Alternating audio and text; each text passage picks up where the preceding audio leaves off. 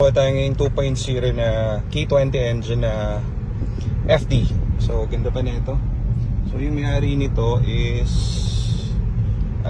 ito yung kanyang built na Honda FD. Pero kung mapapansin nyo, original mileage to. Meron kami mag-check ng hindi tampered na mileage and kasa maintained. So every 10,000 to moto lang sinasalpak ni sir dito. So every nuts and bolts alam niya rito sa unit.